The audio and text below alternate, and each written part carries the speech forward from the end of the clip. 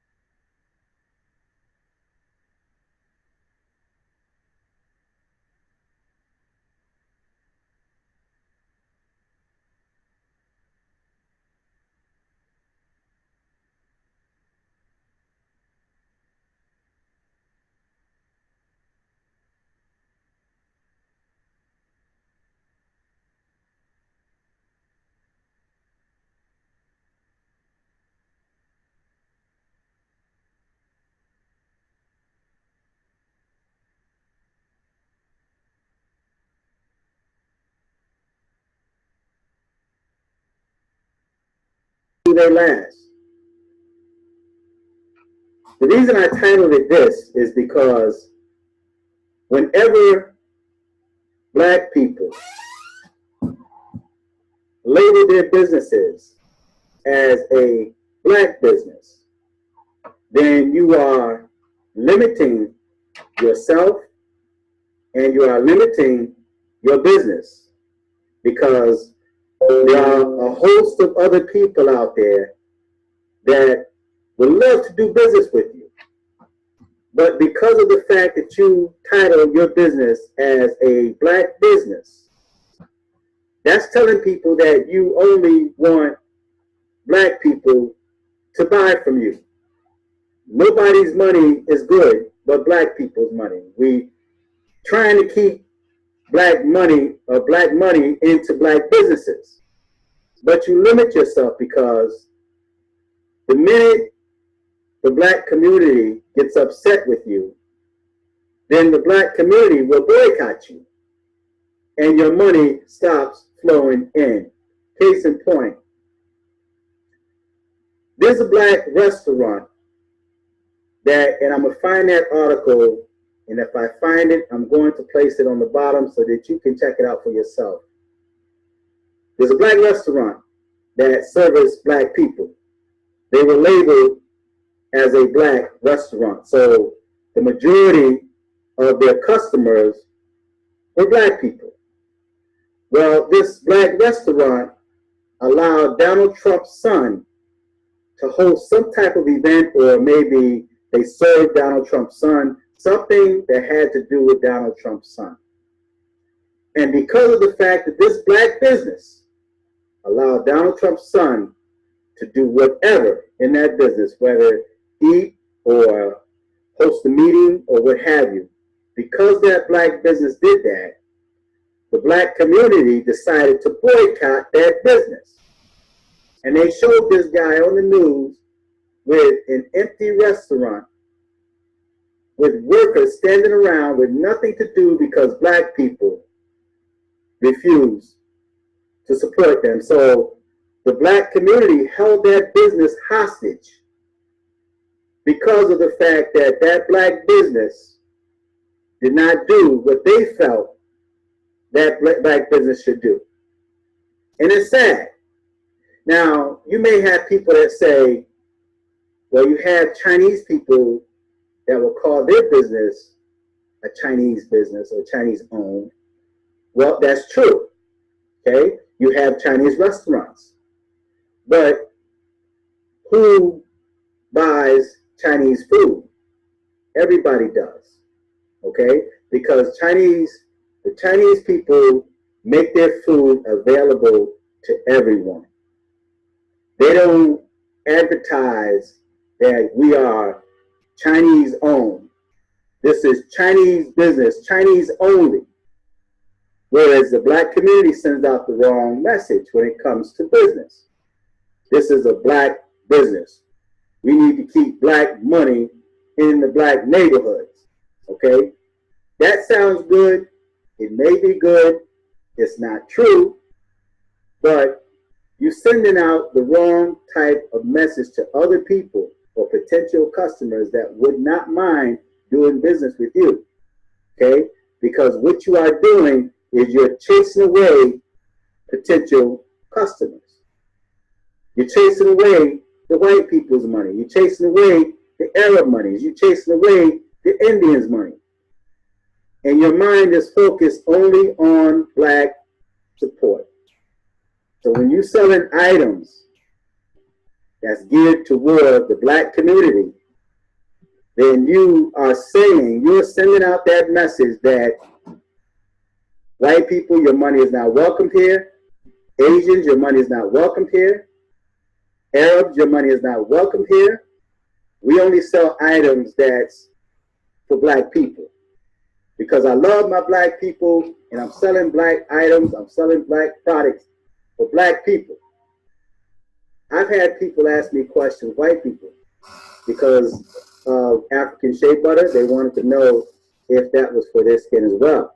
You know, and there are white people that did not buy the African shea butter, although you may find that African shea butter is in lotions and soaps when they walk into the stores, in the supermarkets, or what have you.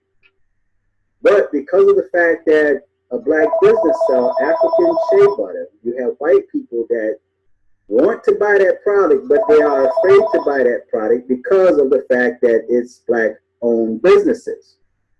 And it's titled African shea butter. So this white guy had bought an 8-ounce tub of African shea butter, and another white person says to him, you know, but isn't that for black people's skin? That's not for your skin. So he came and told me about it. He said that he explained to her that it's for anybody's skin, right?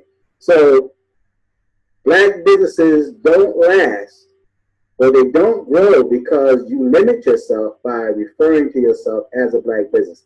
As a matter of fact, when I first opened businesses, I did the same thing. I'm guilty of doing that same thing. So far, I mean, do you really agree with what the brother's saying or not disagree with the brother's saying? I mean, got some good valid points there. Or are we focusing so much on black-owned businesses that we're not recognizing that we're a business? We're a business that we want to, of course, we want to sell to each other, buy from each other and sell to everybody. But I don't think, is that the message that we're sending out, being black-owned, black-owned? Now, it's just a question. I want to see some of you guys that got some questions out there that might want to have some questions about this thing. But let me continue with what the young man's talking about. Stayed in the hood because I didn't want to open a business and then move out of the hood, and then black folk would say, oh, he moved out there with other people or white folks or what have you. So I'm in the hood servicing the black community. It took, and I mentioned this in a past video, it took almost 2 years for blacks to come in and support my business. Now, I noticed that they started supporting my business. Whoa. Now, some of this, we got to look at ourselves. And I don't know if he went past the point about the other restaurant. But 2 years, and 2 years for people to start supporting his business. I mean, think about it. 2 years for black folks to support black-owned business. Well, you want to say maybe he wasn't doing this, maybe. Well, that's the issue. I mean, I can't go with that, because if a business is not doing something right, then we need to let them know that, look, you need to correct this. For 2 years, but he's going to say coming up when black folks started doing his business is when another group of people started on his business. It's more when they started seeing white people come in. Okay, and like I mentioned earlier, black people will hold your business hostage. Any black-owned business that label themselves as a black business, your business will be held hostage by black people. Because I think if that restaurant, and I'm going to find that article and post it on the bottom, I think if that restaurant had to just refer to themselves as a restaurant, give the name of that restaurant, it's a restaurant, you're telling the world that anybody's invited in here. Anybody's welcome in there. So when the black community decides to boycott your business, guess what? You still had money coming through. You still had customers sitting in your restaurant. Not just black So what's so deep about that? Instead of us saying, okay, go make that money, get that money, no, we're going to boycott a whole restaurant and kind of like put a whole family and generations out of business because of who they served. Wow, that's deep.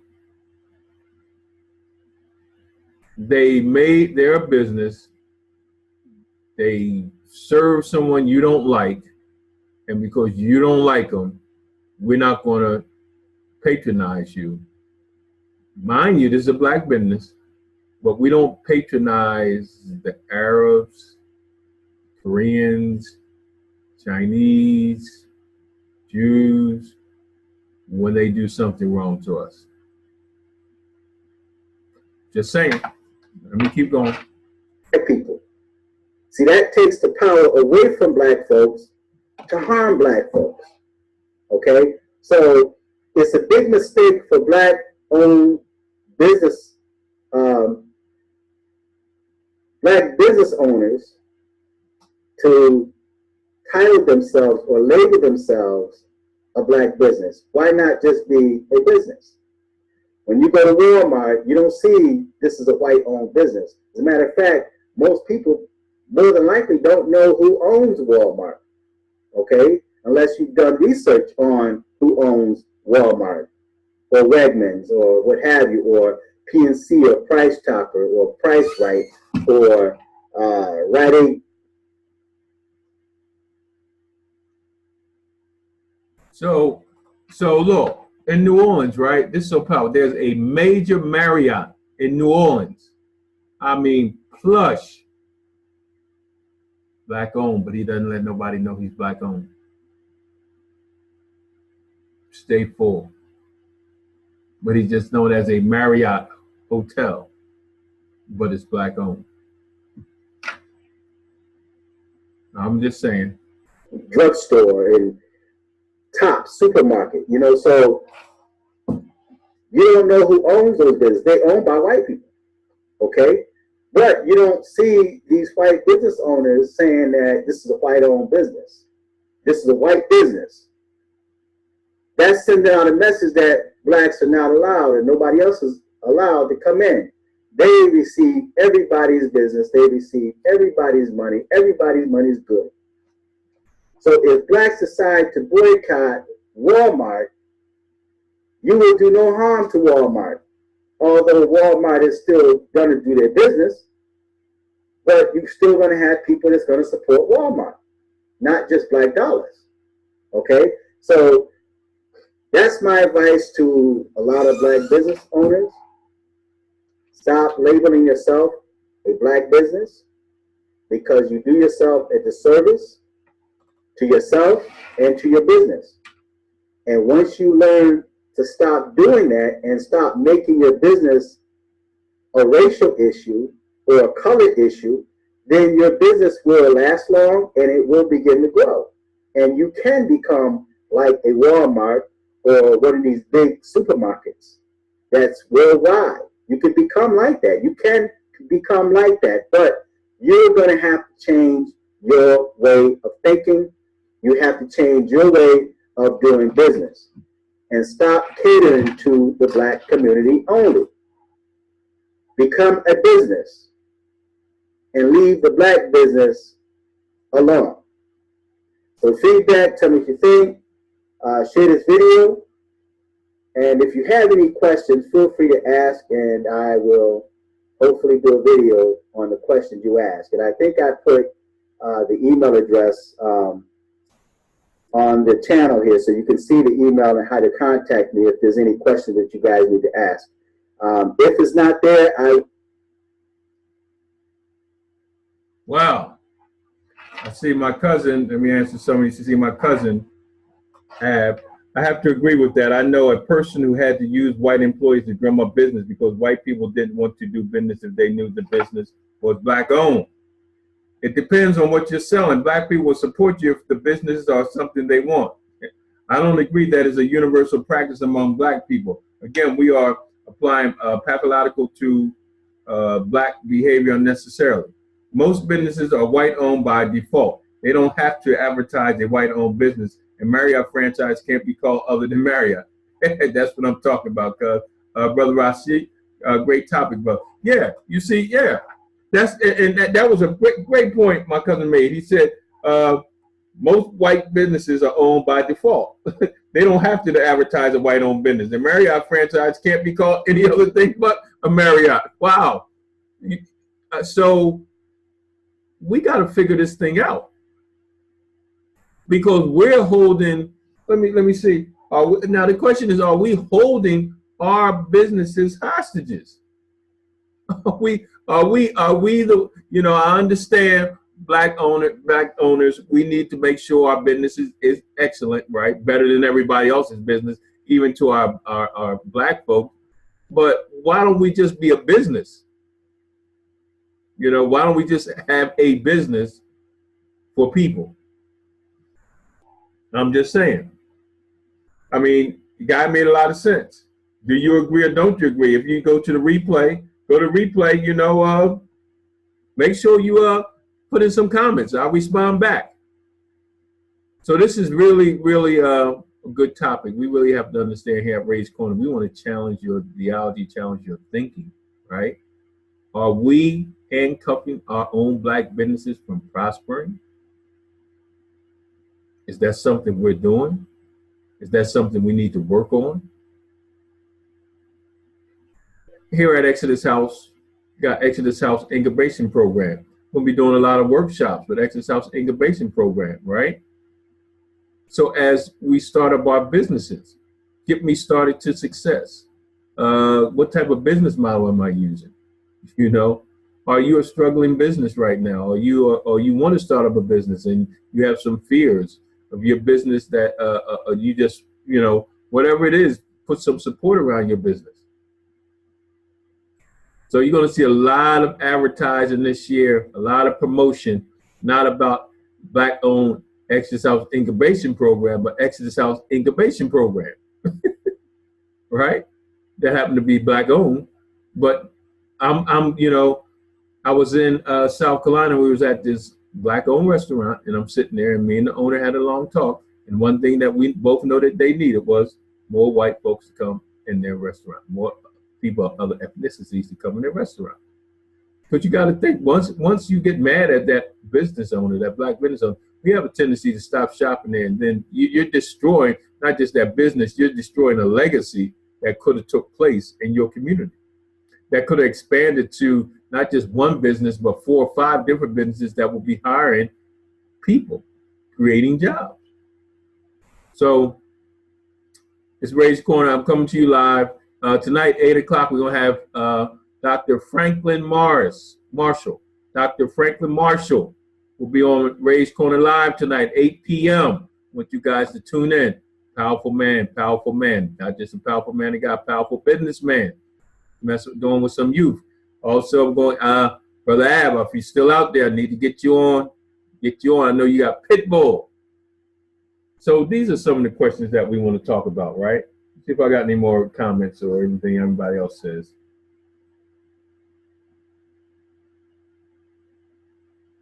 My cousin, I have to agree with that. I know a person who had to use white employees. Yeah, so true. So true. So that's it for today. We're going to be coming at you every day. We're going to come at regular hours. Need you guys also to go to our YouTube page, Ray Wilkerson. Go to our YouTube page and subscribe.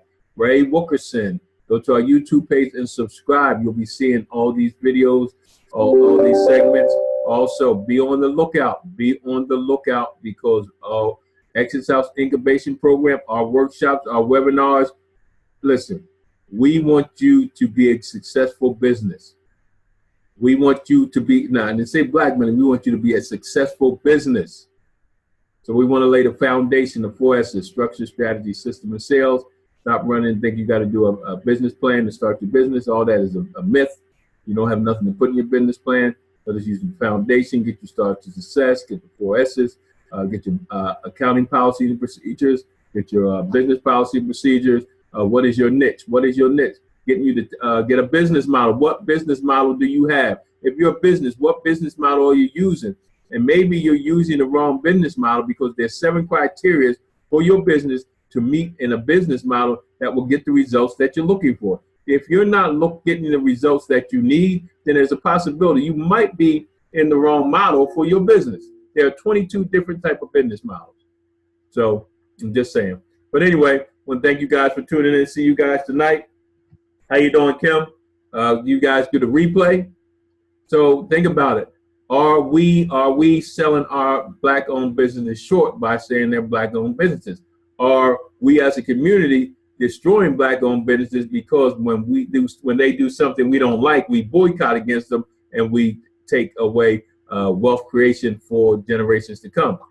If we're going to protest a Black-owned business because we know it's a Black-owned business, why do you not protest or boycott against other ethnicities groups at the same time? So we really got to take a real good look. We got to take a real good look at what we are doing. How we patronizing? Are we shooting ourselves in the foot by calling Black-owned businesses Black businesses? Because what we're really saying is, okay, we only want Black people to shop in our businesses. And if Black folk get mad at you, then your business go out of business.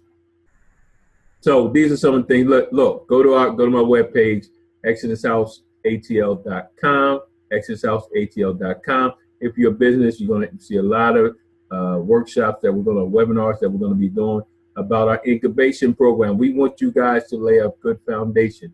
Look for a market. We're going to have a marketing blitz, but it's worthwhile because guess what? In the end, it creates wealth. If 7 out of 10 businesses fail, we want you to be one of the 3, not one of the 7 that succeeds. Starting a business is easy. It's not hard. Sustaining the business is what we need to start teaching. It's been Ray Wilkerson, Apostle Ray Wilkerson. Peace out. Holla.